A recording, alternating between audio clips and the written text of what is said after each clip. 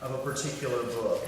And so we zeroed in on 2 Timothy, thinking that that would be both very applicable to them as well as something that could be handled in a single weekend. And I'm very excited about the lessons that we're going to have tonight to kick things off with an introduction into 1 Timothy, and very excited about the lesson plan for tomorrow. In case you don't remember, there are still more of the little cards in the back, and they have the schedule on the back. We're going to start tomorrow morning at 9 a.m., and so we encourage all of our young adults, we're going to say middle school and up, to come back and be with us tomorrow at 9 a.m.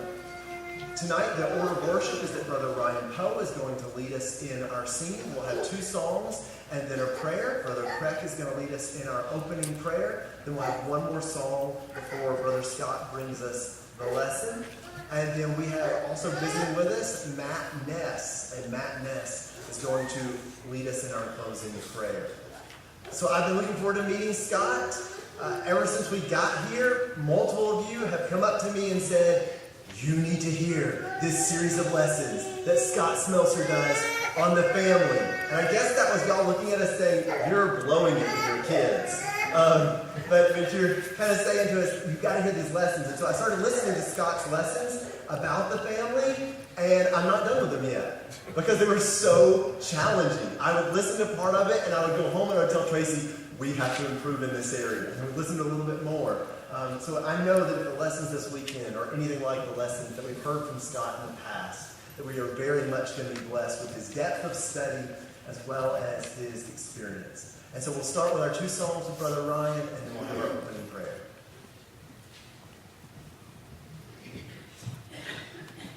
I believe the songs will be on the overhead. The first one will be number 620 if you're following along in the book. Teach me thy way.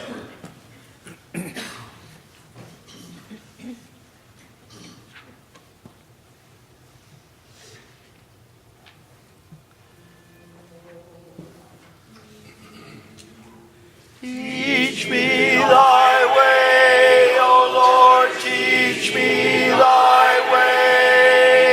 Thy guidance grace afford, teach me thy way.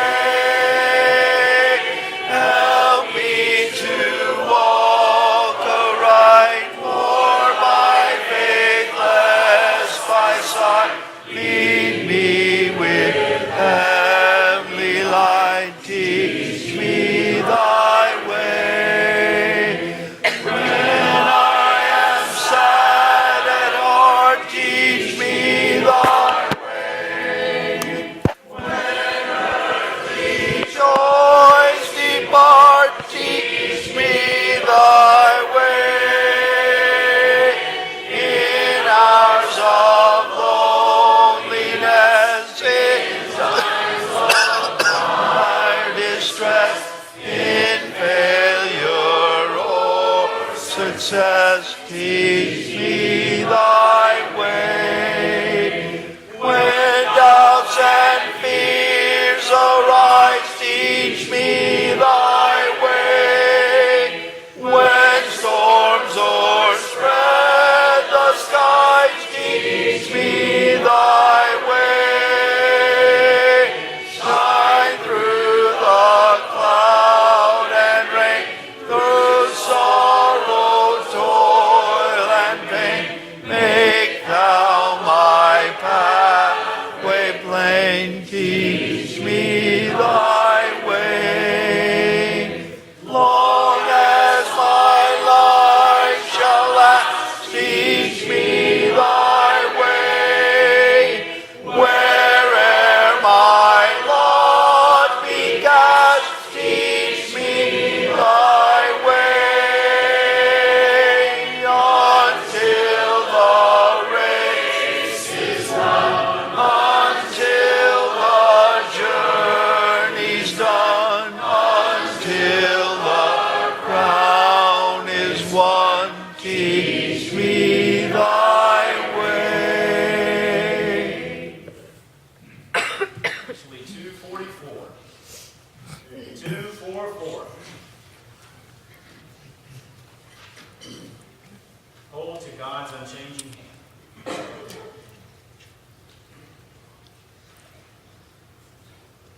after this, we'll be led in our opening prayer.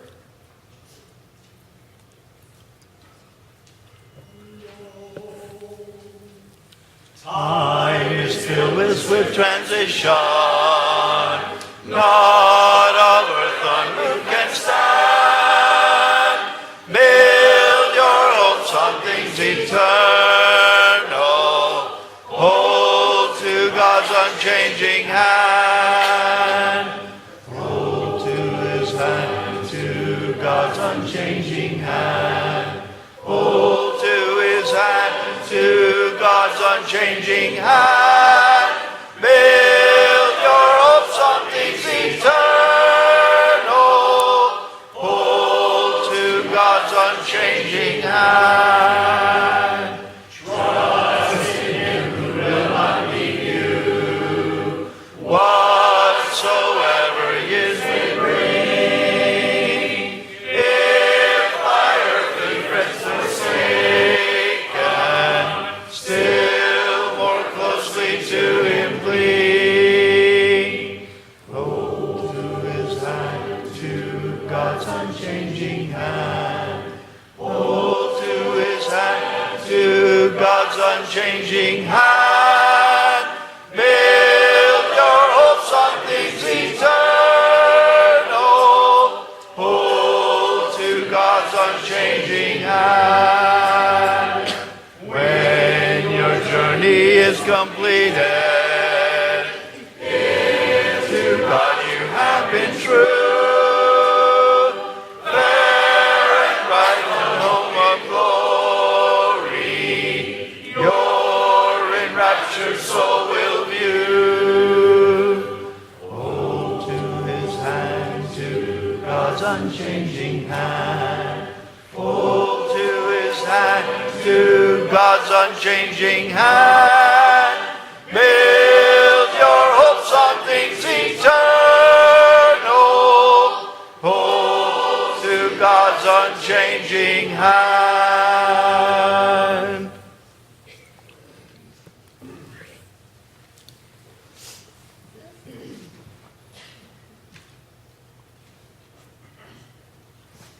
Let's pray.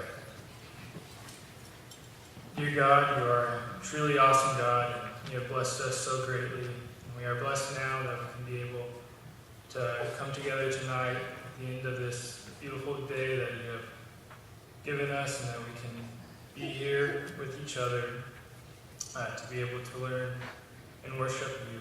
And we thank you for the men who have prepared to teach us this weekend, and we ask that you may be with them and what they have to say. And we ask you to be with the ones who come to listen, that they may listen and gain from your word, and that together we can learn and encourage each other and be able to build from the things that we learn tonight and later on in this weekend, that we can hold to your precious words, that we learn about them, the Bible, and that we can build off of that, and live our lives the way you would want them to be lived. And we thank you for your Son, Jesus, who died on the cross, who has done so much for us in his life. And we pray through his name. Amen. Amen.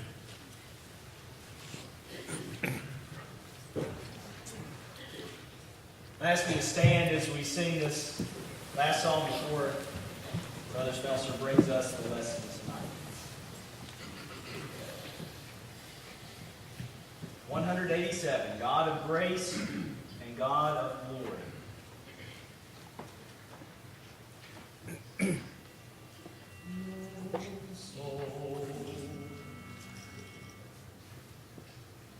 God of grace and God of glory, on thy people pour thy power, crown thine ancient church's glory, bring her bud to glorious flower.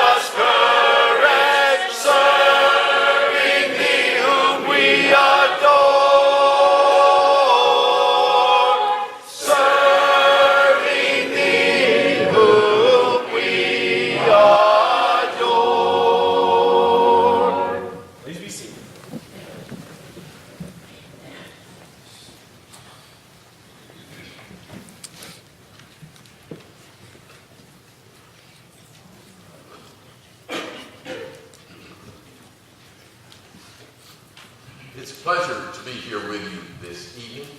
And as you know, the young people are going to be working tomorrow on 2 Timothy. We're going to look at one text in particular and principle from it tonight.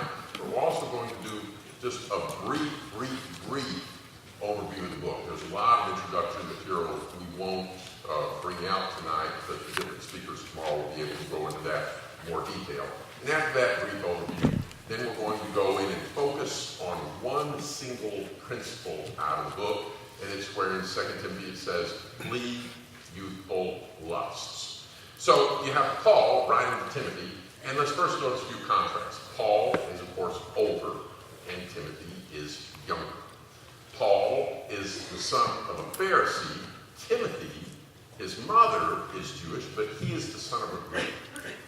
Paul is trained by a famous rabbi named Gamaliel. Timothy had been trained by his mother and his grandmother. Paul, of course, is an apostle, and he selects Timothy and asks him to go with him, and he works with him in the gospel. And let's just take a minute and read that text in Acts chapter 16. This is on the second missionary journey. Acts chapter 16, verse 1. He came also to Derbe and to Lystra. Behold, a certain disciple was there named Timothy, the son of a Jewess that believed, but his father was a Greek. The same was well reported of by the brethren that were at Lystra and Iconium. Him would Paul have go forth with him. And he took him and circumcised him because of the Jews were in those parts, but they all knew that his father was a Greek. And then off they went. And he's going to be this close associate of the older man, Paul. And later we're going to talk about how young he may have been at this point, which I think is one of the most striking things about Timothy. We'll get into that a little bit later, because I'll go ahead and hint at it now.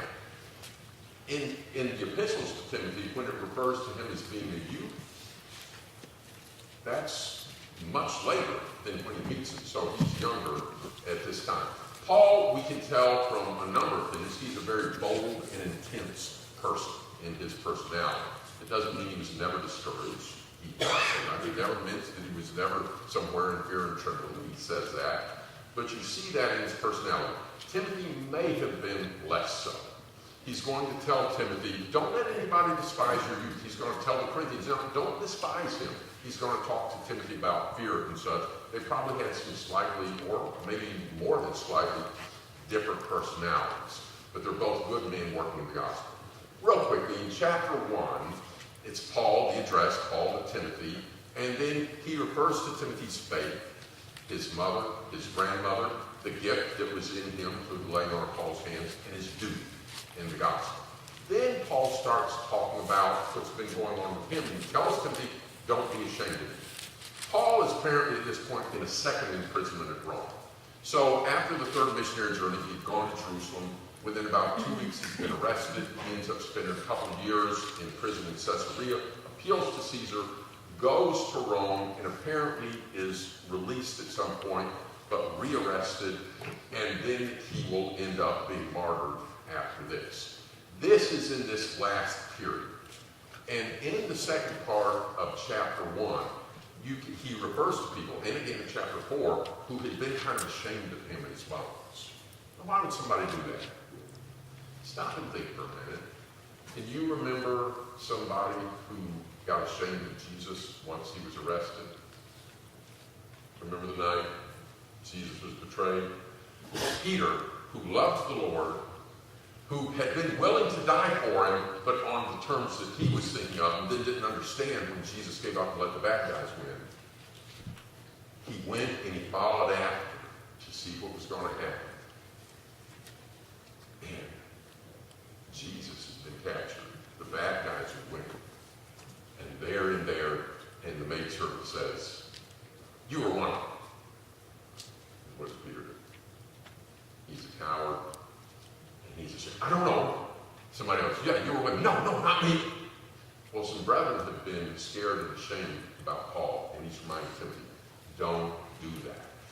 In chapter 2, there's going to be just a number of admonitions. It's going to say, be strong, teach others, suffer.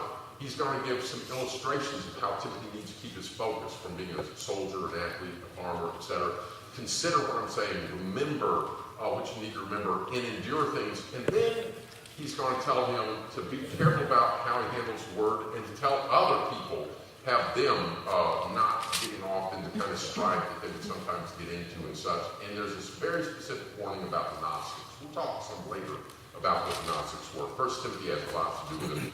They were some people that had some really, really weird ideas. Back in the 1940s, we discovered their writings, and they are really bizarre ideas. And one of the things that they taught was that the resurrection had already happened. Not just Jesus' resurrection, but the resurrection. It had already happened. And this was one of the heresies going around. He talks about that some. And then he gives an illustration about vessels. He said, in every house, there's some vessels. Some are for fine use and some are not. And he said, make yourself a vessel of good use. Make yourself a vessel of honor, not a vessel of dishonor. And then he says, flee youthful lusts.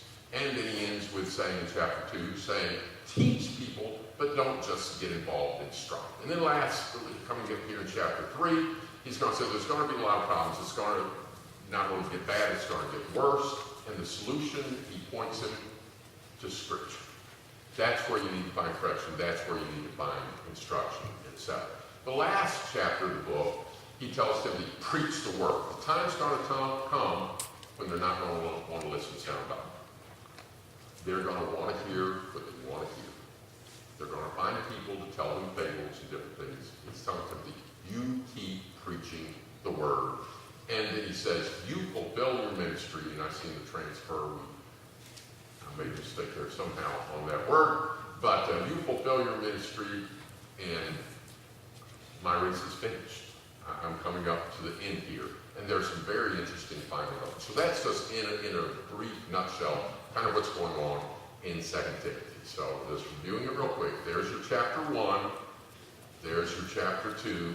It's not that chapter 2 is all that much bigger or more important necessarily than some other places. It's longer than some of them, but just all those admonitions just took more time on the screen. There's your chapter 3, and there's your chapter 4. All right, now let's focus what we want to talk about tonight, and that's this one verse about flee youthful lusts. And in getting into that, I do want to talk a little bit about Timothy's age. So here's the time when Jesus dies about 30 AD, give or take. And see, here's some dates that we have kind of locked in from history, okay? When Paul got to Corinth and some of our fonts just didn't work out there, so I'll try to figure out something tomorrow on that. But when Paul goes to Corinth, it's right around the year 50. Might be a few months this way, might be a few months that way. We know that from archaeology because the guy that was co-counsel there at the time. Another date we're pretty locked in on is when Paul goes before Festus. And so these dates we have pretty much locked in on. It helps us build a rough chronology of New Testament times. Now, stop and think back. How old was Paul when we first see him? The first time we see him, Saul of Tarsus, who's dying? Stephen. Stephen is being stoned, and they lay the coats at the feet of a young man, same name Saul. So at that point, he is a young man. And so that's supposed to be kind of fuzzy at the end because we don't know exact birth or date. But if he was a young man back at that point, and then when he writes to Philemon, which is about the same time of a latter part of his life here toward this also, he says he's an old man. That gives us an idea kind of Paul's time frame here. And yet Timothy, he will talk to, when he picked him up, he's talked about in reference to his mother and his father. I think he's a young man still living at home. Good chance he may be a teenager. Because later, when he talks about don't let anybody despise your youth and flee youthful lusts and such, this is on into the 60s. If in the 60s, coming up, a few years into the 60s, if he's still a youth, how old was he in the late 40s? Timothy may have been a teenager when Paul, and stop and think about this. Do you imagine Paul was the easiest fellow to please? To just anybody. Well, anybody wants to come, just come. John Mark. who was Barnabas' cousin. What did Paul say on the second missionary journey? No, we're not taking him. He didn't step up enough last time. Now, of course, later he speaks favorably of John Mark, but Paul's looking for people that he can really, really rely on. And he picks Timothy, who, based on this, I would suggest might have been just a teenager at the time that he picks him up. All right. Wow, all these going to be messed up. So, 2 Timothy 2:22. Flee youthful lust. Let's talk about this group. This principle is so important. You know, to flee or not to flee. Let's look at a few biblical examples. So, Joseph, open your Old Testament. Classic case of what's going on here. In Genesis chapter 39. You know the situation. He's working for Potiphar. He's a servant of Potiphar. And Potiphar's wife is pursuing Joseph. Verse 12. She caught him by his garment, saying, lie with me. What does Joseph do? He left his garment in her hand and fled and got out of the house. Paul was saying in 1 Corinthians 6, flee fornication. To the Corinthians, he was saying, flee idolatry. And here, flee youthful lust. The idea of fleeing is really important, and sometimes you do it in a very real physical way.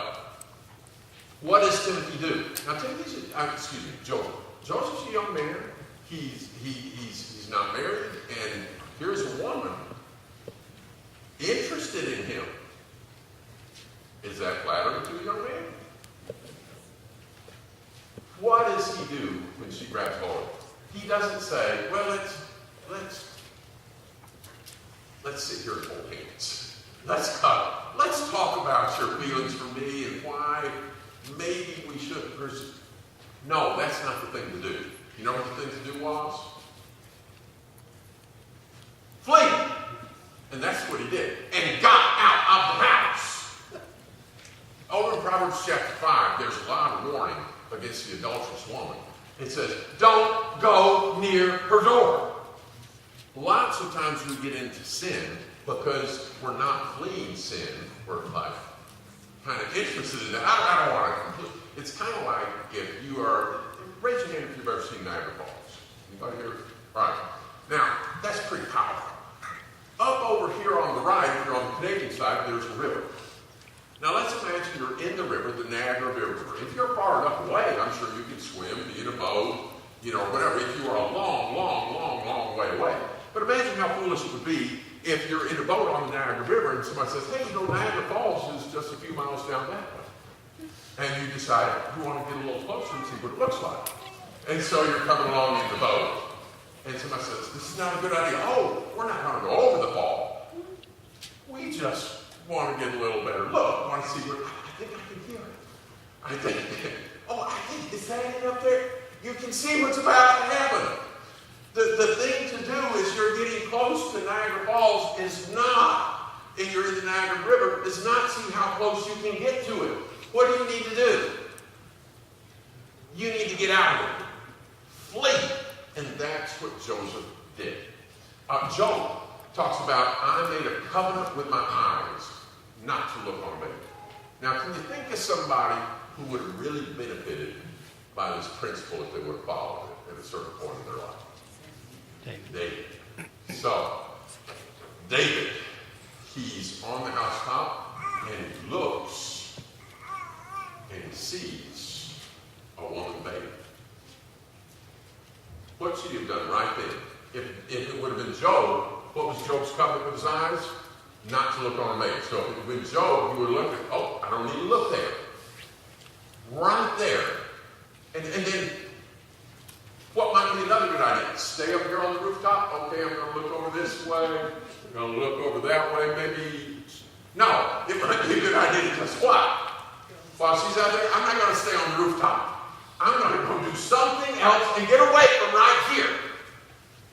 And so, if Job had been on the rooftop that day, whatever number of men got killed by that selfish order to Joab to have, all those people wouldn't have died.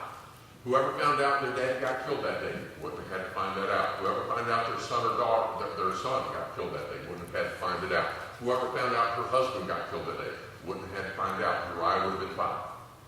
But David doesn't flee, does he? He looks. And then he asks, who's that? That's the wife of, it would have been a good idea to have done what Job did before. But if you've been stupid once, don't use it as an excuse to be stupid twice. David now is stupid twice. As soon as he hears that's the wife of, it would have been real good if he would have realized, I don't need to be looking. It's the wife of Uriah, one of his servants. But the foolishness continues. And the arrogance is active in David's life. Simple. And you know the rest of the story. And it leads to adultery. And it leads then to need to cover it up, or the desire to cover it up. So that's, by the way, when people think, I need to cover this up, no. Things need to be exposed. Certain things. If they're not repented of and it's a problem, when you let the sunlight hit something, that can help clean up some things. But instead, he tried, it just gets worse and worse. And so he ends up trying to get Uriah to come home. That doesn't work. So he writes the order, gives it to Uriah, he takes it back to Joab. And it says, go up to a dangerous spot and pull back so he'll be killed. But of course, remember what happened. A number of people. We don't know how many, but some number got it. And when they went back and told David, Joab said, just make sure that if he's angry about it, you tell him Uriah is dead. And do you remember David's words? I was really cold inside. He said, don't let this thing displease you. And unfortunately, that's what David is doing.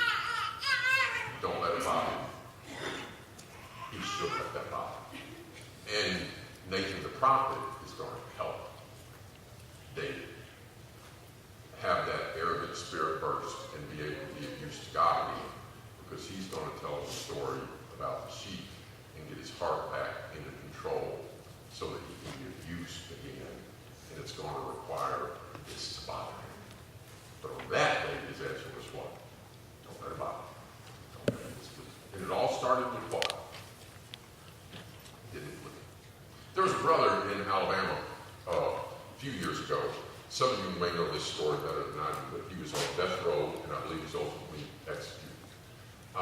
He didn't do like some people who try to say, I'm a Christian now, so don't execute me. He'd been found guilty. He had been brought up in a church there in Alabama, but he got running with the wrong crowd. And one thing led to another, led to start off with, I think, some drinking and smoking, and then led to some other things, and some theft. But one time, it eventually got to the point that there was home invasion, and the homeman was killed, and he was on death row. And I understand that during that time, he was talking, by writing to young people, and telling them, don't make the mistake I did. Because what he did was just started down the wrong path. Flee from these things. All right? And we'll see. Yeah, there we go. Okay.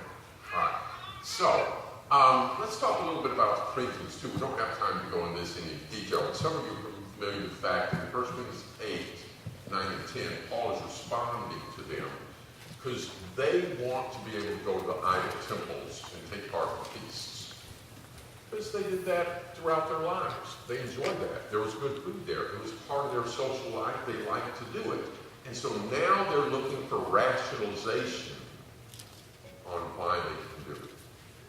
And let me tell you, once you get into trying to rationalize why you can do something, I've heard some amazing mental gymnastics that people can do to come up with a reason why they ought to be able to do something wicked and foolish. Well, the Corinthians ones, they're saying, well, we're smart. We know, we have knowledge, and we know that God's not really real. So we can go there in the island temple, we can take part in the feast, and we're not really worshiping God because we don't really, et cetera, et cetera. And Paul's dealing with this, and he answers him on a number of levels. One of the ways is he says, yeah, well, you have knowledge puffed you up, what you need is love. And thinking about how this affects other people. And he talks about some more direct things in chapter 10 we won't get into right now, except for this. Look at 1 Corinthians chapter 10.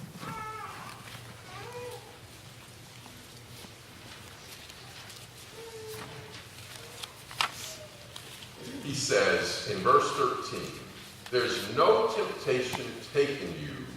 Well, let's get verse 12 also. Let him that thinks he stand take heed lest he fall. When we start saying, well, I can do this because I'm strong enough, I'm smart enough, I'm knowledgeable enough, I'm a mature enough Christian, I can handle this. A good friend of mine ended up falling in love with a woman that wasn't his wife. And he told me, he said, my mistake was just being arrogant. I thought, it can't happen to me. So here was a woman, and she was having troubles, and instead of saying, my wife and I will talk to you, he made a foolish decision that he would just talk to her. Well, and she really appreciated that. And then that can develop, I want to help her, and she, I've got someone to listen to me, and then they end up falling in love with each other, and of course causing a lot of hurt and harm, and he repented, and he and his wife are still together today, and I'm glad for it. But there was a huge amount of hurt and problems, all caused because he rationalized and didn't understand the danger that he was getting into. Let him that thinks he stands, I'm strong enough. Oh, they said that was a really filthy movie. Well, I'm strong enough, I can watch it, it won't affect me. Well, did you say there's going to be a lot of drinking and drugs? I'm strong enough, it won't affect me. What would a strong person be doing? Does anybody think Paul was strong? What was Paul's advice? Flee! Was Joseph strong? What did he do? Flee! Let him that thinks he stands take heed lest he fall. There's no temptation taken you, but such as man can bear. Everybody listen to this. Have you ever told yourself this? I just can't help myself. Maybe it's your temper. Maybe it's an issue with lust. Maybe it's jealousy. Maybe it's something else. I just can't help myself. Maybe it's alcohol. Maybe somebody's on a drug. I just can't help myself. I just can't help myself. Listen what this passage says. There is no temptation taken you, but such as man can bear. God is faithful, who will not allow you to be tempted above that you are able, but will with the temptation make the way of escape. Well, what might it be? Well, where could I find an escape? Look at the next verse. Remember, he's talking to people who are trying to snuggle up to idolatry. That's the sin that's in danger here. And he gives a solution. You know what the way of escape is? Look at verse 14. Flee idolatry. That's the solution. Let's move now. I want to look at three last things before we wind up in a few minutes later this evening. And they are this: direction, perspective, and replacement. Direction. What direction is our life going in when we flee sin or when we fail? Perspective is in how to look at things long-term instead of short-term. And replacement. One problem that people get into is that sometimes when they try to put away a sin, they don't replace it with something good. And if you just try to empty something out, but you don't put something back in its place good, you're going to run into trouble. And so the passage in 2 Timothy doesn't just say, flee youthful lusts. It said, flee youthful lusts and pursue righteousness. When you choose to start getting busy in the fruits of the Spirit, then the works of the flesh are not so tempting. If you don't get busy in the fruits of the Spirit, and you stand there looking at works of the flesh, just say, well, I got to stay away from it, you're asking for defeat. You need to not be looking in that direction, you need to look in the other. So let's talk about these three things. Hebrews 11:25 refers to Moses' decision not to accept and stay in the pleasures of sin for a season. It points out something. A lot of sin is pleasure. There are some sins I don't see much pleasure in. Jealousy. I don't understand, the desire for, why would somebody want to be jealous? I get why somebody might want to rob a bank. Horrible idea. You're a horrible person if you do it. But if you rob the bank and you get away with it, is there some benefit? Yeah, for a little while you've got some money until you get caught and are condemned by God and go to hell. But for a little while you had some money. A lot of sins, there's something up there. There's a few like jealousy. Right from the get-go, you're miserable. And then it gets worse. But in a lot of sins, there is pleasure available. But how does that pleasure tend to go? So, Art Adams was with us a few weeks ago. I preached in Gettysburg, Pennsylvania. And Art Adams is a gospel preacher, and he's also a social worker. And normally have had him here sometime, I think of it. Okay, very good. And if you remember when he talked about addiction, you might have seen a chart that looked a little bit like this. And I remember talking with a friend of mine he was a drug dealer and drug addict, ended up in prison. I remember I went to see him in prison. He was glad I came. The church had to withdraw from him sometime before. But when he was in prison, I got there and said, none of my drug buddies have come to see me. Big surprise. But he told me this one time about cocaine. He said, you spend your life trying to recreate your first time, and you can't. So the first time with a lot of drugs and a lot of substance abuse. Now, there are some of them that the very first time it's horrible on the person. And sometimes they die the first time. But with a lot of them, there is a great high that the person really, really feels good. And it lasts how long? Not that long, and then you crash.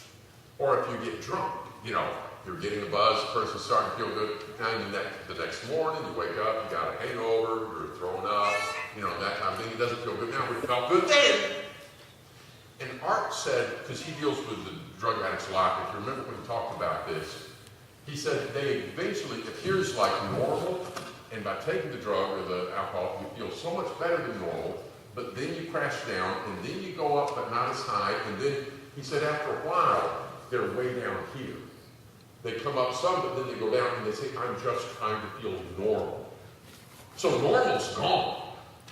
And now they're having to abuse the substance just to try to get back up to normal. And they can't. And they keep trying to do it, and of course it keeps destroying their body and causing other problems. And there's the spiritual destruction that it does to them, and the terrible things it does to their family and loved ones and everyone else. And they just destroy themselves. So there's a verse in the Bible that kind of describes this process. Look at it with me, please, in Proverbs chapter 23. Proverbs chapter 23.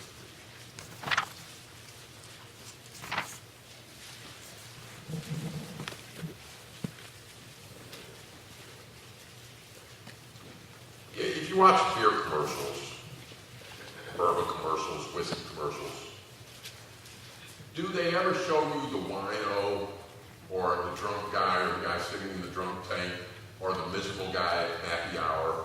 Is that who they show in the commercials? No, they show happy people, laughing people, young people, attractive people, and everybody's having a good time. And of course, the purpose of the marketing, why are they all having a good time? Because look what they've got. And so you think, oh, if I would drink that, that will be my life. Proverbs chapter 23, verse 29. Who has woe? Who has sorrow? Who has strife? Who has complained? Who has wounds without cause? Who has redness of eyes? Those who tarry long over wine, those who go and try mixed wine. Do not look at the wine when it's red, when it sparkles in the cup, and it goes down smooth. In the end, it bites like a serpent and stings like an ant.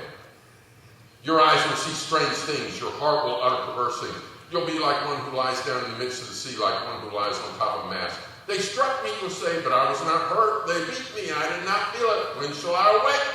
I must have another drink. At the beginning, it looks good. It sparkles. It goes down smooth. But then what's the result? If you were Satan and you're trying, just like the apostles were to be fishers of men, suppose if you were Satan and you're fishing for people. What are you going to want to put out there? You're going to want to put bait out there, right? Those are guys that fish. Now I know there's different type of words and stuff, but let's just take you're on a creek and you're fishing for bread or something, right?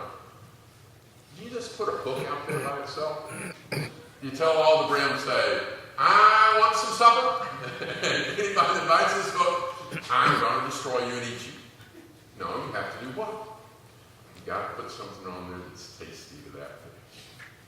And so here he comes along, and he's not paying attention to the hook, is he? Oh, there's one. And gets it. Now, does his pleasure last very long? No, it doesn't. And then later he's going to be in your skillet. And that's it. Sin tends to do this. There's some pleasure you get right up front, and then there's consequences. Why do people tell lies? I can get advantage if I tell this lie. Or I can avoid being accountable if I tell this lie. I can get away with it. So there's an advantage. Are there consequences to becoming a liar? Yes. Can you lose your job? Yes. Can you find it hard to get a job? Yes. Can you have your family not trust you? Yes. There's consequences. But right up front, I got to tell a lie. All sorts of sins offer you something right up front. You look at the story of the younger son and the lost son, prodigal son story. Right at the beginning, when he had all the money and he went to a far country to get away from responsibility and fellowship with his father, do you suppose he might have been having a good time while he still got all the money? But then what happens? Yeah, he ends up feeding pigs. The Jewish boy ends up feeding pigs and wishing he could have the pig food. And what happens? When he came to himself, he realized how foolish he had been. Satan's ways put bait out there. Don't take the bait. Flee from it. And and so you can see there's substance abuse, dishonesty, promiscuity. So there's going to be some people, it's Friday night. There's people headed to bars and nightclubs and all sorts of things. And they're just looking for some other loose person so they can have some fleshly pleasure tonight. There's all sorts of consequences to that. For one, there's just a huge number of STDs out there. And so people, as Proverbs 5 says, their flesh ends up being consumed. They end up betraying things. And I was with a friend just recently in another state in a meeting, and it's really, really, really sad. He's doing well now, and I'm proud of him. And he's worshiping the Lord, and he's looking to reach out to other people. He's a very, very young man, and now he's alone because of his behavior and because of what he did and in relationship to his marriage that he no longer now has. And now he has no right to be married because of his foolishness and his selfishness and his sins, and all the consequences came in. I'm proud of him because after destroying a lot of his life, he's done what the younger son did in Proverbs 15, and he's returned to his father. and he knows that he lived unworthy. And like the prodigal son says, just let me be a servant. And the Father in mercy brings him back. But there's all sorts of consequences. Pornography as well. At the universities, some of them, and these are universities that aren't concerned about what the Bible says. They're not concerned about let marriage be pat and honorable among all, for the adulterer and the fornicator God will judge, Hebrews 13:4. They don't believe that. They're not concerned about that. They're not concerned that a man leave father and mother and be joined to his wife, and as Jesus said, what God joined together, let no man put asunder. They don't care about that at all. But they're trying to counsel the young men at the universities, not because they want them to live a moral lifestyle, but just because they are so messed up from all the time they've spent in pornography that they can't function as a homo sapien relating to other people in the ways the university thinks that a healthy person should, which is without morals and without responsibility, but they're even messed up there. Because they got in sin and got in deeper and deeper and deeper and deeper. And then the original sin is not enough. Now it needs to be worse and worse and worse and worse. And lives have been destroyed. And people ended up in prison, and people ended up in psychiatric wards, and all kind of things, because what could have been avoided back before? Flee youthful lusts. Now with all that, let's just contrast that to the ways of God. Satan, like a crooked car dealer. If you're a crooked car dealer, and if I'm a crooked car dealer and I want to sell you a car, and I know it's got a lot of rust in it, and I just put some Bondo on there and spray painted it, and I know that the transmission's really bad, and I put some sawdust in there, when would I like you to see that car, and how long would I like you to examine it? In the dark, in the rain, where it shines, and don't try and say, listen to that, oh yeah, sounds good. And I want you to drive away after you hand me the cash, thinking, oh, this is great. Down the road, you're going to find out differently. When you've got a bad product, you have to,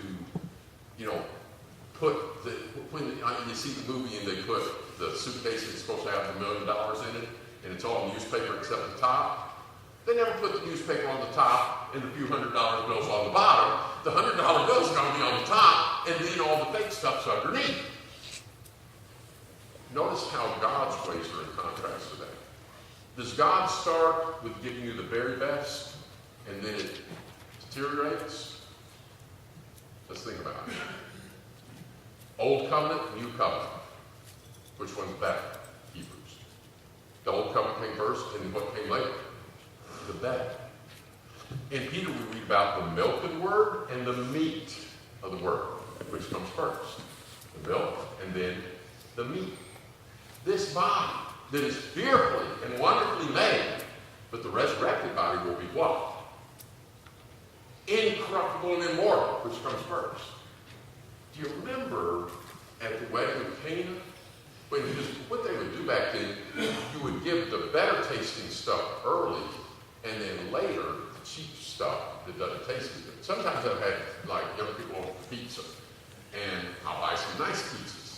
Then I'll have a few frozen pizzas back up just in case people are hungrier or would have more people. I don't start with the cheap frozen pizza. What's always the best slice of pizza? The first one you eat. Later, we'll throw that out there if we needed to. When Mary says they've run out of wine, make some, then the master comes and says, you saved the best for last.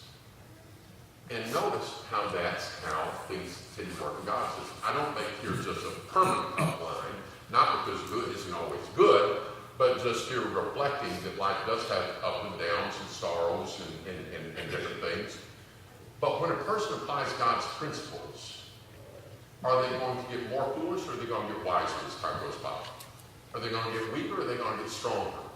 And when they start following the blessings of God's instruction for the home and different things, is that going to be more distress or more joy and rejoicing? Which way does Satan's path go? Which way does God's path go? So the question is, which way do you want to go?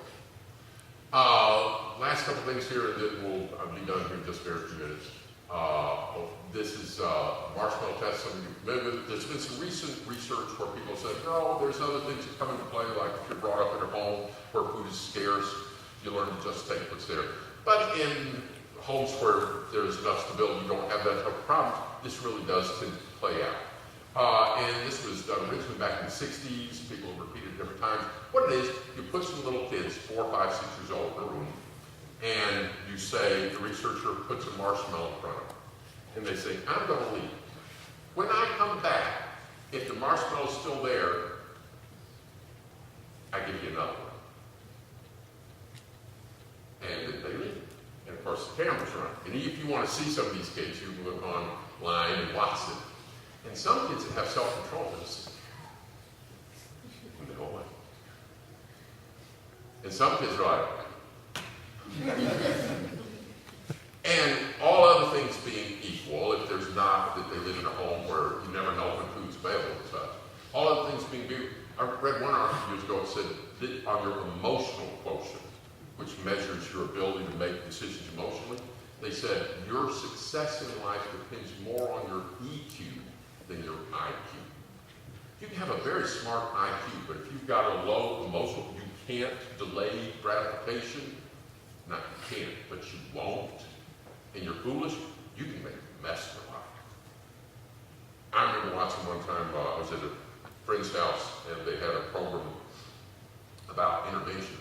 And there was a young man whose parents, and they showed it back in high school. He'd gone to like one of the famous universities at like age 14 because he was that much of a prodigy. He'd been on Jeopardy when he was a teenager and I guess won a bunch of money.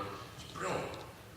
But he wouldn't control himself, so he got into gambling. His parents had lost their house, and after they're losing their house, in the you see him screaming at his mom, I need $20,000 to pay off another gambling debt. He just destroyed his life. The kids that when the researcher walks out the room, the kid goes,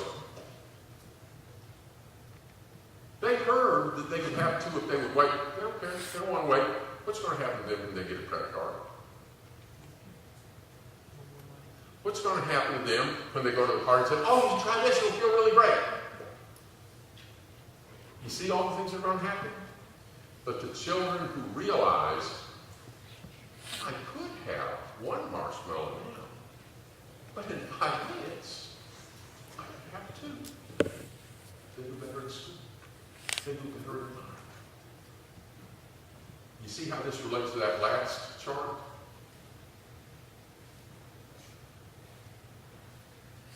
Last point, 2 Timothy 2:20. Flee youthful lusts. And if you look back to the text of Timothy, I want you to see it there. In one of the close, 2 Timothy 2, verse 22.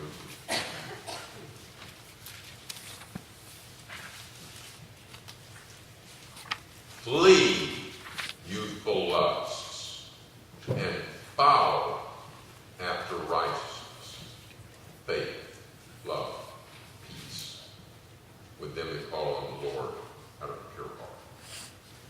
Our job is not just to not do bad things. You know, if your idea, well, a Christian doesn't steal, doesn't get drunk, doesn't rob, doesn't cuss, doesn't do all those things, you know what? This is not a Christian. It doesn't steal. It doesn't cuss. It's always in church. It doesn't use the Lord's name in vain. But it doesn't follow. It doesn't obey Christ. It doesn't serve him. It's not a Christian. Being a Christian doesn't just mean here's things I don't do. It means there's things that you do. And so if a person is trying to get away from a sin, it's not going to be very effective to just say, okay, I just won't do that. I won't, but I wish get busy doing something else. So, the time that you might have been pursuing that sin, find something else to fill that time with. those friends that were getting you in trouble, start spending some time with some better friends. Find somebody in the congregation that needs some help. Maybe elderly brother or sister that needs some work done on the house or around the yard. You can get together with some other friends and go help them and do that. And you'll be surprised how fulfilling that is if you haven't done that. Find good things to do and start learning, start growing. Galatians chapter 5. The flesh and the spirit, they're against each other, and the more you do with one, the less you want to do with the other. So don't just flee sin, but pursue righteousness. Thanks so much for your attention this evening, and young people will be continuing our studies, different other people participating tomorrow. I really thank you for your attention tonight, and let's remember these principles. Thank you.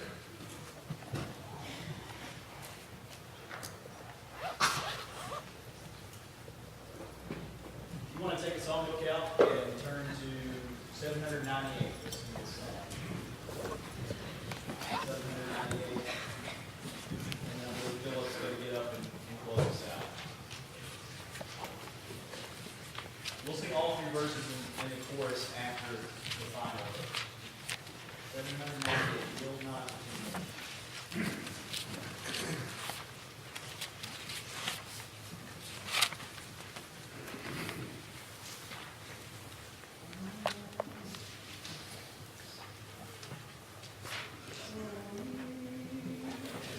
Yield not to temptation, for yielding is sin. Each will help you some other to win. Fight manfully onward, dark passions subdue. Look ever to Jesus, He'll carry you through. Companions, bad language disdain, God's name hold in reverence, nor take it in vain. Be thoughtful and earnest, kind-hearted and true. Look ever to Jesus, He'll carry you through. To Him that o'ercometh, God giveth a crown. Through faith we shall conquer, though often cast down. He who is our Savior, our strength will renew. Look ever to Jesus, He'll carry you through. Ask the Savior to help you, comfort, strengthen, and keep you. He is willing to aid you. He will carry you through.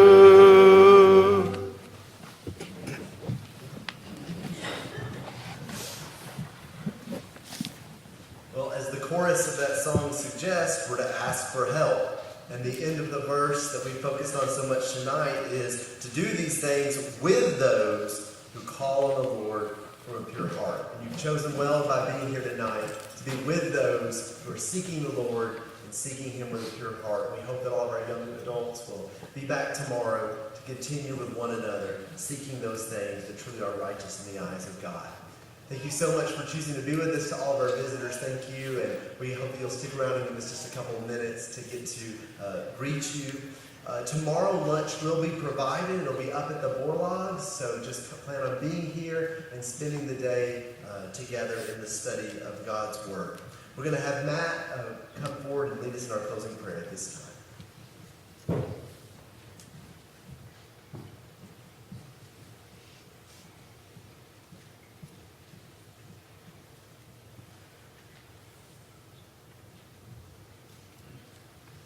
Let's go to our Father. God, we come before you with appreciation that we